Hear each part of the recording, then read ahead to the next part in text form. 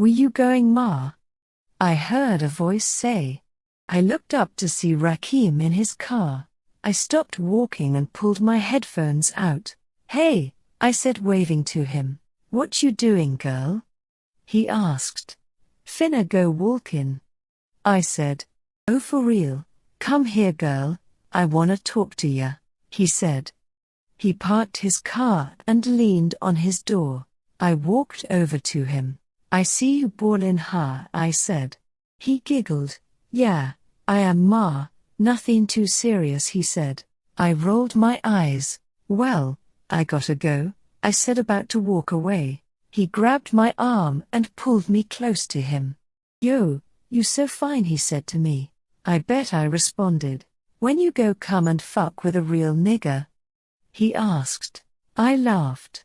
Boy, we just met. Pump your brakes, I said, walking away.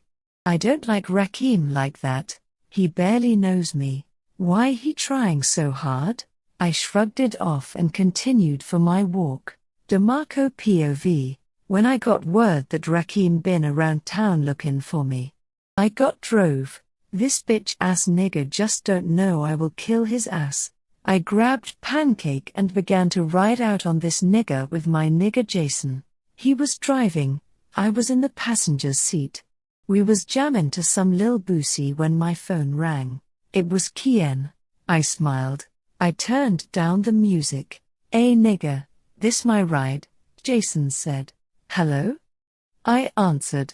"Hey," she said. I smiled and got butterflies. He beautiful voice. "What's up?"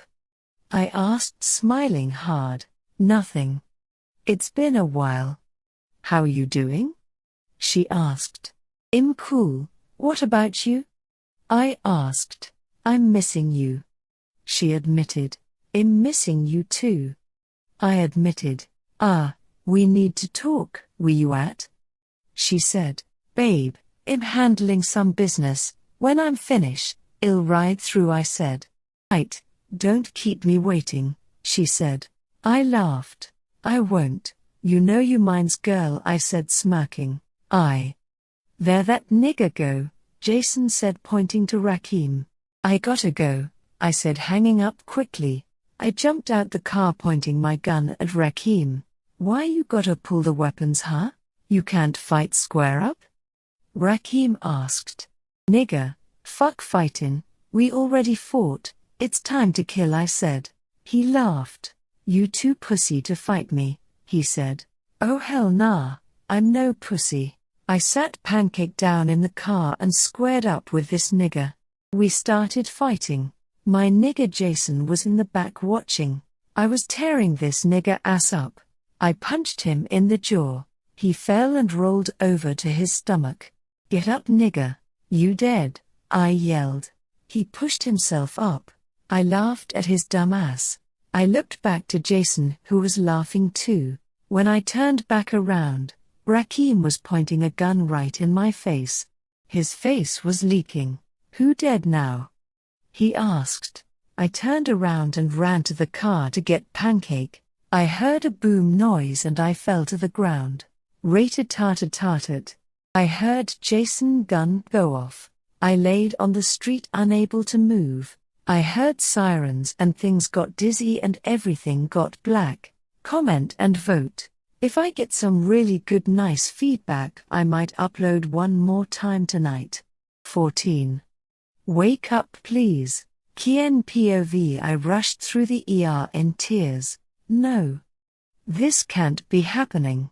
Now when we were about to work everything out, why does shit always happen to me? I seen Jason. I ran over to him covered in blood. "What happened?" I asked. He got shot," he said, crying. "Where?" I yelled. "In the back," he said. I broke down. He could possibly be paralyzed. Tanisha stormed through the ER doors. "Kai, what happened? Where is DeMarco?" she asked. This is going to hurt me telling her he got shot. "Tanisha, he got shot in the back," I said calmly but still crying. She started to cry. "Not my baby," she said, hitting the floor. My heart broke seeing her like this. 2 hours later. Miss Tanisha? The doctor asked. Tanisha walked over to the doctor. I was right behind her. Your son is okay, he said. We sighed in relief. The bullet grazed his back, he said. Even better. But, when he hit the ground, he hit his head pretty hard and he is now in a coma, the doctor continued. Coma? How long? She asked. Well, he could be asleep for months. Might even years. Or forever. He could turn into a vegetable. We are not really sure, but we are still running tests, he said. I started to cry. I'm sorry, he said before walking away. This can't be happening. Why is this happening? I need to pray.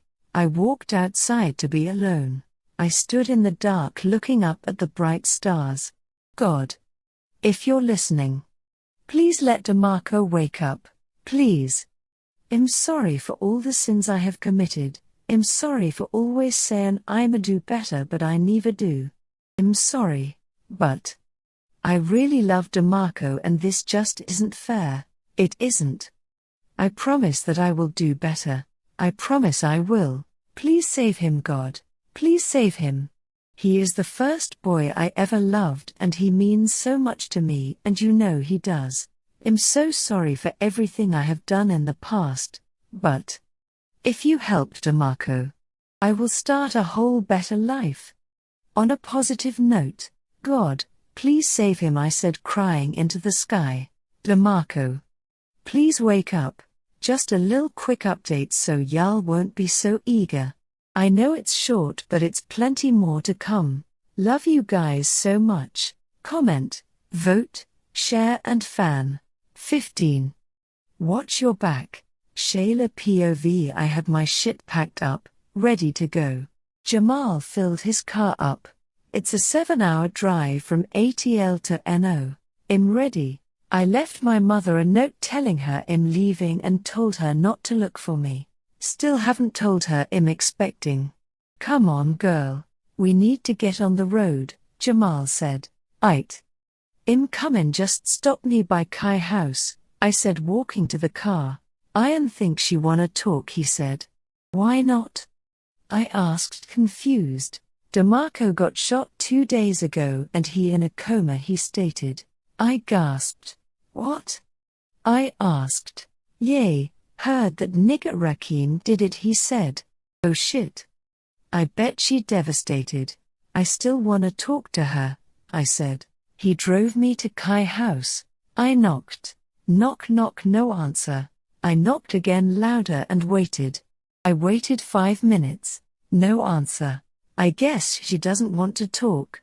I was walking down the stairs of her house when I heard the door open. I turned to see Kaienne. I smiled at her sympathetically. Hey babe, I said. Hey, she said. She looked bad. Bags under her eyes. She had on sweats. Her hair was everywhere. She looked like she was just crying. Can I come in? I asked. She nodded and walked in the house. I followed her. We sat on her couch. She sighed. Hey Kai, how you been doing? I asked. Bad, she responded. Well, at least she is honest. I heard the news, I said. Yeah. I had just got off the phone with him, she said. I was just stopping by to say goodbye, I said. She looked at me. Where you going? She asked. Me and Jamal moving to New Orleans, I said. What? She asked confused. I'm leaving VA, I said. She sighed dramatically and stood up. Great. Now? When all this shit is happening and I need you the most? She asked. Kai. Chill, I said. Nah. I ain't finna chill. The love of my life has been in a coma for 2 days, 3 if you count today, and now my best friend, the girl I knew since knee-high, is all of the sudden leaving me without warning. She asked. Kai, for real, you need to stop, I said. No. Do anybody ever ask how Kai feels? She said. That's it. I stood up. Kai. It ain't always about you. People fight in their own struggles every day. I retorted. What the fuck could you possibly be going through, huh? She asked. Impregnant, I admitted. Her mouth dropped and she stared at my stomach. I slid my jacket to the side. 4 months, I continued. Why didn't you tell nobody?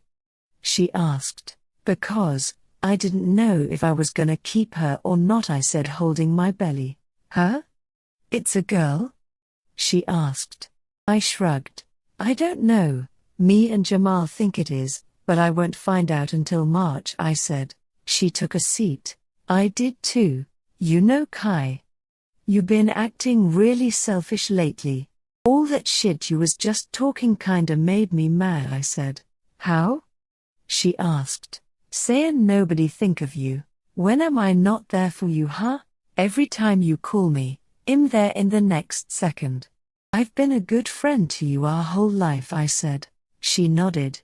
You have, but I don't want you to leave, she said. I know, but Atlanta have nothing for me. I gotta go out there in the world and explore my options, I said. I'm sorry, she said. Babe, don't apologize to me. You my girl and I love you, I said. She smiled. Look. Everything with DeMarco is go work out for you, so stop crying and be strong, I said. I'm trying, but it's so hard. I never had to be strong before. I always avoid shit like this so I won't have to, she said. True, Kai never committed herself to someone like this. She act all hard, but she has the biggest soft spot ever. Be strong for DeMarco and yourself. Everything is gonna work out, I said, touching her hand. Jamal blew the horn. I stood up. I gotta go before Jamal leave my ass, I said, joking.